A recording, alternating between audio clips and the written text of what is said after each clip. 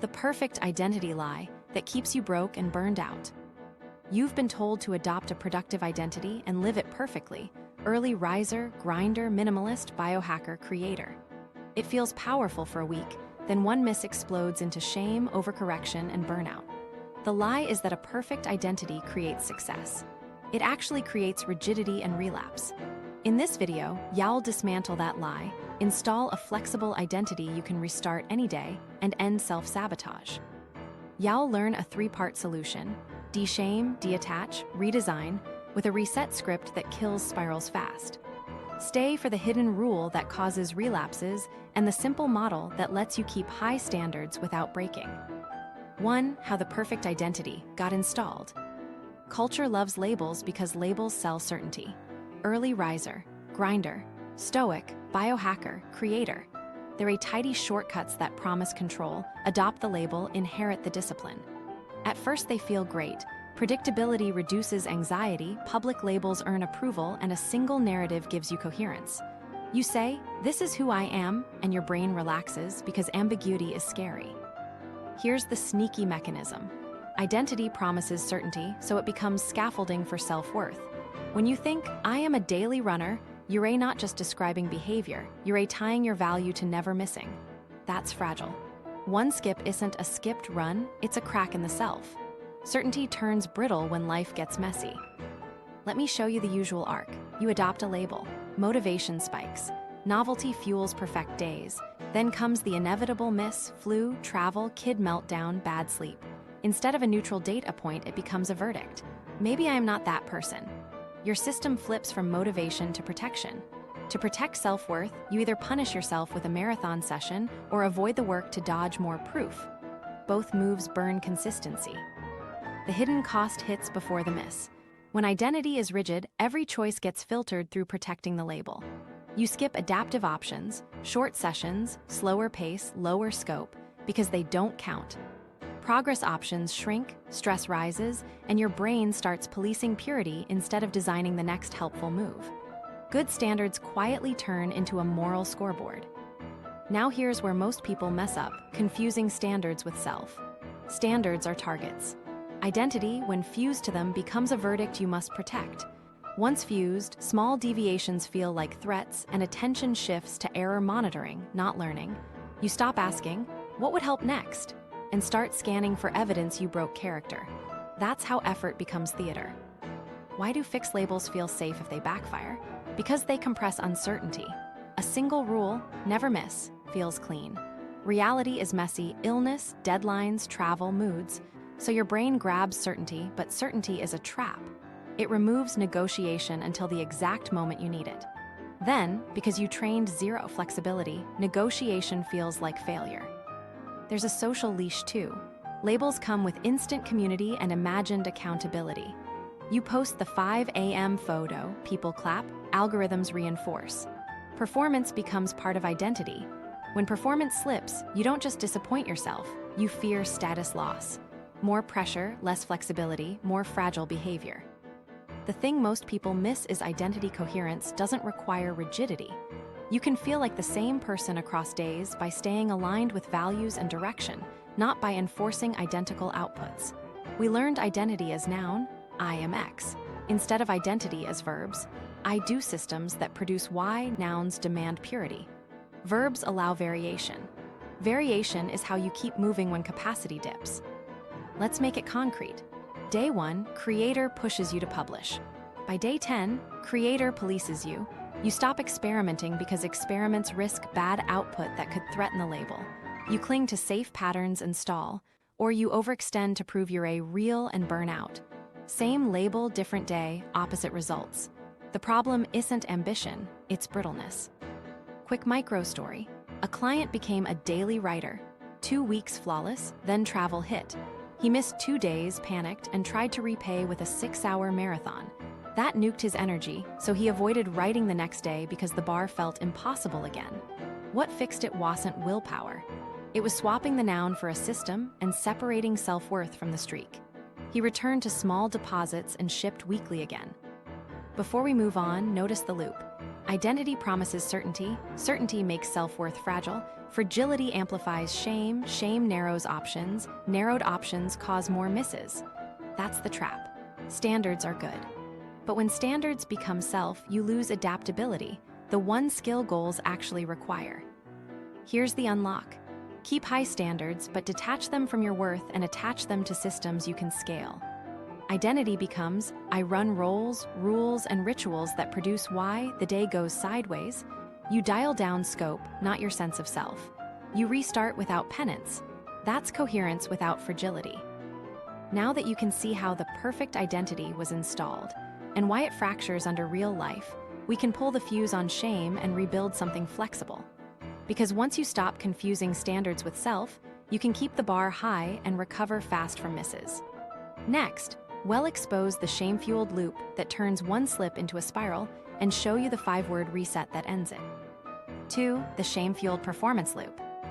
Now let's zoom into the engine that turns one slip into a spiral. Aspire, overcommit, miss, shame, overcorrect, burnout, repeat. You set a bold target, stack too many promises, life nudges you off track, and instead of adjusting scope, you punish yourself or avoid the work entirely. Short-term, punishment looks productive. Long-term, it destroys consistency. Why does punishment work for a minute? Stress chemistry. Shame spikes cortisol, narrows attention, and you can force a grindy session just to escape the feeling. That's negative reinforcement. You're not working for progress. You're working to stop pain. Your brain records the task as a threat, so next time it avoids the task to dodge the feeling. Consistency crumbles while you're convinced you're just not disciplined enough. This is productivity as penance. You miss a day, so you believe you owe 2. You break a streak, so you demand a perfect week. The ledger never balances because you're trying to cancel an emotion with effort instead of fixing system fit or capacity. The debt story grows interest and turns work into a courtroom. Here's exactly how the loop sounds in real life. Aspire, I'm a daily publisher now. Overcommit, 7 posts in 7 days plus a new workflow. Miss, day 3 derails. Shame arrives, see, you're not serious. Overcorrect, 4-hour punishment sprint. Burnout, day 4 you procrastinate because your body expects pain. Then you promise, I'll restart Monday, which restarts the loop with more pressure and less trust in yourself. Short-term results are seductive. Punishment sprints sometimes produce output, but the cost is invisible conditioning. Your nervous system pairs the work with fear. The next time you sit down, you'll clean your desk, tweak your tool stack, or scroll for inspiration. Anything beats reopening the shame tab. Quick win, name the loop out loud. Aspire, overcommit, miss, shame, overcorrect. Labeling creates a little distance. You're not the failure, you're watching a pattern. Then ask one question, what is the smallest next version that counts? If you remember nothing else from this section, remember that sentence. It moves you from punishment to design. Common mistakes to avoid. Trying to repay a miss with a marathon, keeping a secret moral tally, calling reduced scope cheating, and stacking new goals mid-spiral, new diet, new wake time, new tool, because busy feels like control. That's not discipline. That's panic wearing ambition's clothes. A micro story to make this real. Last week, a student missed 3 workouts and went straight to I blew it. We named the loop. He did a 12-minute micro session, logged it, and wrote one sentence. Reset, no story, start small. The shame dropped. The next day he trained 20 minutes with no drama. The difference wasn't willpower, it was removing penance. Here's the hidden rule sitting under most relapses. Breaks must be repaid with interest. Sounds fair? It's lethal. It trains you to fear any break, so when life forces one, you either quit to avoid shame or binge to catch up. Replace it with this. Breaks require resets at minimum viable scope. You restart at a tiny dose and rebuild cadence. No moral math. Why this works? You're retraining safety. Reduced scope keeps you engaged today, so identity stays attached to showing up, not to purity. Lower threat frees working memory for planning. Over time, the work feels neutral again, which is exactly what habits need to stick. Let me give you a simple protocol you can run this week. When you notice the O voice, say the 5 words, reset, no story, start small.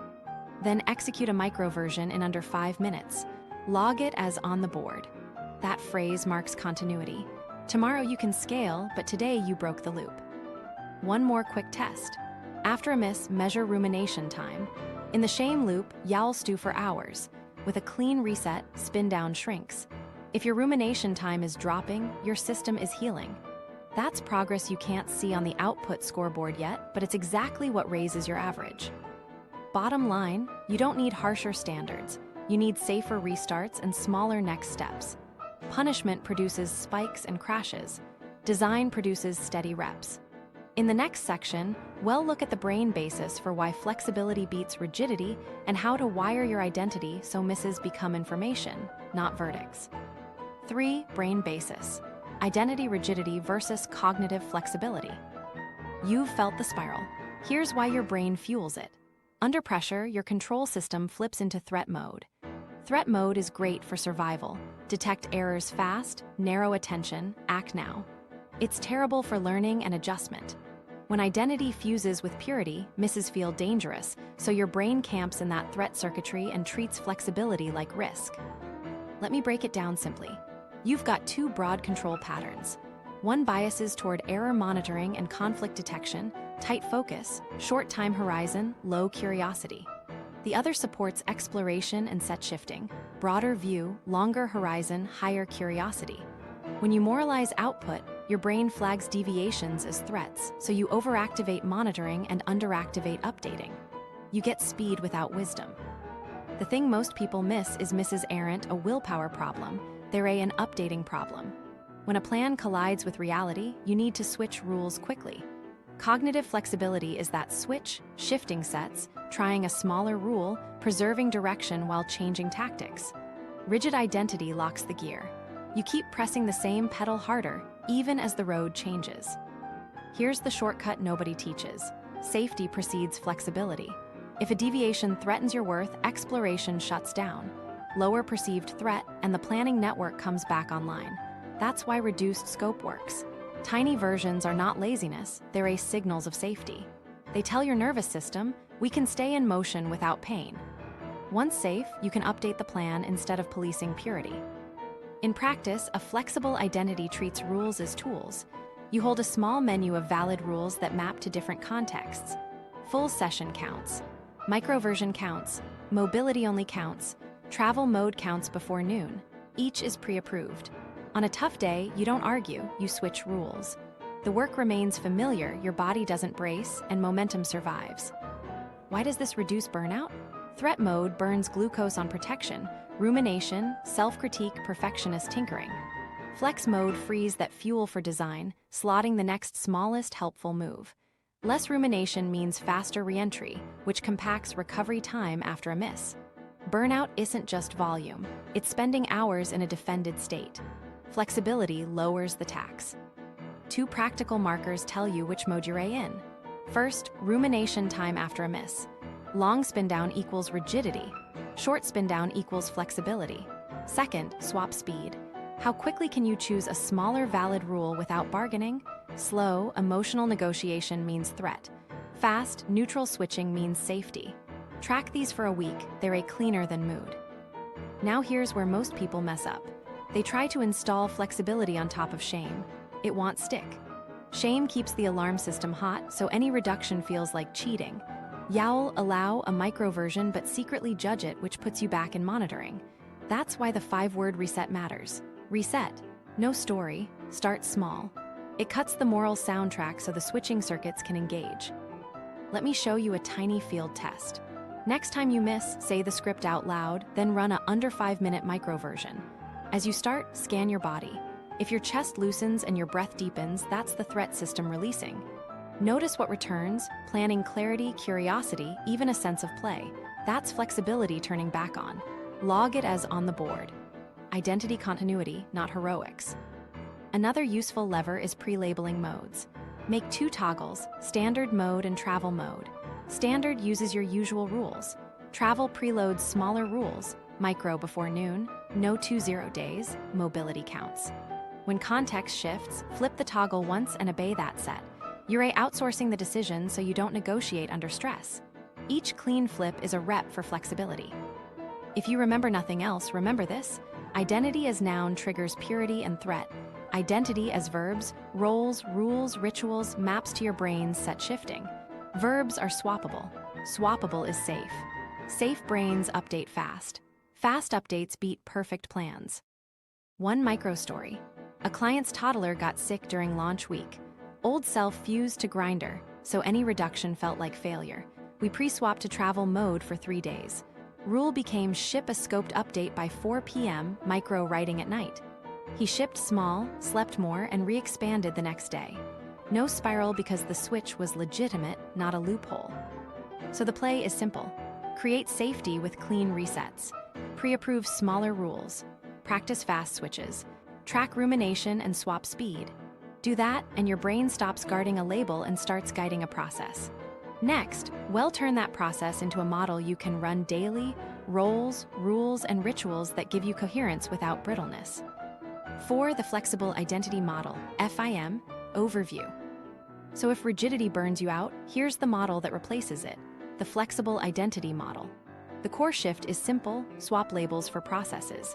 Instead of I am X, use I do systems that produce Y verbs over nouns.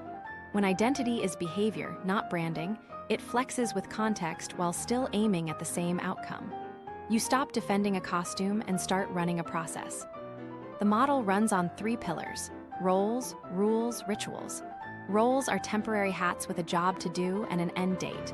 Rules are simple constraints that remove negotiation where you usually leak time. Rituals are tiny ignition sequences that make starting automatic. Together, they give you coherence without brittleness. You feel like the same person because your system stays consistent even when the scope changes. Start with roles. Think of a role as a season-bound assignment with a clear outcome, explicit scope, and a sunset date. Publisher Marmay, ship 1 weekly video is a role. It defines what you own, what's out, and when y'all reassess. Roles are not worth, they're a focus. The reason roles work is they prevent identity sprawl. You're not trying to be everything at once, you're wearing 1 or 2 hats that serve a single North Star. Now rules. Rules are constraints that predecide the hard parts. A good rule is binary and lives right where you negotiate. Focus blocks before inputs. Cardio before caffeine. Ship scope by Friday, quality on iteration. You can say yes or no to each rule without a debate. Here's the trick most people miss: subtract before you add. Add friction to vices first, delete home screen apps, silence pings, move the remote. Then add 1 clean rule that protects your role. Then rituals. Rituals start the first inch fast. Trigger, action, reward. They are not long routines. You want something you can do in under 60 seconds anywhere. For writing, open the outline, type 3 bullet beats, say, on the board. For training, shoes staged, timer on at the threshold, 8 minutes minimum. Rituals lower activation energy so momentum can do the heavy lifting. Let me tie this together with a simple example. Old identity. I'm a daily runner. Miss a few days, panic, punish, then avoid. FIM version, role is mover Q2, maintain a 180-minute cardio base. Rules are movement before inputs, minimum 8 counts, no 20 days. Ritual is shoes staged, timer on at the door. Travel day, you log 8 brisk minutes in the hallway. Outcome preserved, shame avoided, identity continuity intact. For creators, it looks like this. Role, publisher Apra Jun, 1 video per week. Rules, outline Monday, ugly script Wednesday, shoot Thursday, and scope ships by Friday even if cut to 60 seconds. Ritual, open outline template, fill hook, promise 3 beats. Crisis week hits, you compress scope and still ship. You didn't betray standards, you protected cadence. Now here's where most people mess up. They treat roles like personality traits and write too many rules. Don't. Treat roles like projects, clear deliverables, owner sunset. Enforce a rule budget of 3 so you don't build a prison y'all revolt against. And keep rituals tiny and portable. If a ritual needs perfect conditions, it will vanish on bad days, the exact days you need it most. Standards stay high in FIM because you separate standards from self. The bar lives in your outcomes, your worth lives in continuity. You keep a ladder with more rungs so you can always step onto something that counts. That's how you maintain direction under stress. Here's a quick diagnostic. Can you describe your identity without nouns? Try, I practice, publish, and review on a weekly cycle, or I design systems that produce steady output. If you can't, you refuse to a label. Shift to verbs and outcomes, the brittleness fades. Implementation is straightforward. Choose one 90-day outcome. Pick 2 roles that support it. Set a rule budget of 3, subtracting friction first. Design 2 rituals that start sessions in under 60 seconds. Put a 1-page plan where you start work. Then run a 2-day test. Day 1, standard scope. Day 2, micro on purpose to teach your nervous system that small counts. A fast micro story. A founder wore the grinder label and kept snapping under family chaos. We installed FIM, role seller Q2, 5 quality calls weekly, rules calls before email, prep 5 minutes per contact, no 20 days, ritual open CRM, write 3 bullets dial, travel week hit. He dropped to micro prep plus 2 short calls. Ship rate held, stress fell, no shame spiral. System over slogan. If you remember nothing else about FIM, remember this sequence. Roles focus your energy, rules remove negotiation, rituals start the first inch. Build the container, then pour effort into it. Without a container, effort leaks into penance and performance. With it, you get coherence without fragility and progress that survives real life. 5. Pillar 1 De-shame, the clean restart protocol. Before we stack roles, rules, or rituals, we have to pull shame out of the system. If shame stays, every adjustment feels like cheating, and your brain wants switch out of threat mode. This isn't about pep talks. It's a mechanical reset you can run in under 5 minutes so momentum survives real life. Here's the core, 5 words that flip the circuit reset. No story, start small. That's the clean restart protocol. It kills moral math, stops overcorrection, and gets you back in motion fast. Let's break each piece so it runs when you're tired, stressed, or annoyed with yourself. Reset means the last session is over, not postponed. Over. You close the mental tab on the miss like you'd close an app. You're not salvaging a streak or repaying a debt. You're opening a fresh session today. That language matters because streak saving invites bargaining, and bargaining invites shame. No story is the guardrail. No explanations, no because, no identity verdicts, no hero fantasies about making up for it later. Stories are jet fuel for shame and penance. Silence between the miss and the next action gives your planning brain a beat to come back online. Think of it as an airlock, feelings outside, design inside. Start small sets the dose. Pick the minimum viable version a calm coach would call trivially easy on a bad day. 2 sentences, 8 minutes, 10 reps, 1 note. The point isn't intensity, it's relinking identity to showing up instead of purity. Small keeps the door open so you can scale later without pressure. Now add one more piece, the 24-hour forgiveness window. For a full day after any miss, the only allowed response is a reset at minimum scope. No doubling up, no make-up marathons, no debt repayment. This removes the hidden rule that causes most spirals. Breaks must be repaid with interest. Breaks get resets, not punishments. Let me show you how this looks in motion. You intended a 45-minute session, but a meeting ran long. Old pattern, berate yourself, promise a 2-hour makeup, then dread it and avoid the work. Clean restart flips it. You read the card, reset. No story. Start small, then run 8 minutes, log on the board, and walk. Tomorrow can be bigger. Today you protected continuity. Micro story. A client used to lose 3 days after missing 1 workout.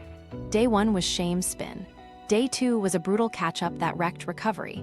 Day 3 was avoidance from the pain. We installed the protocol on a sticky note at the rack. Next miss, he did a 10-minute micro session within the hour. Recovery time collapsed from 72 hours to 30 minutes.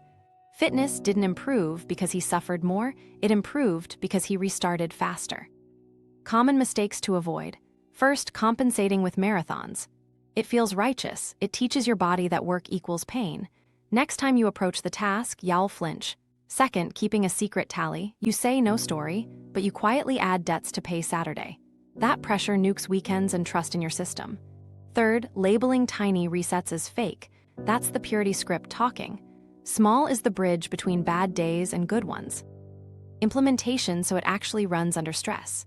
Write the 5 words on a card or lock screen.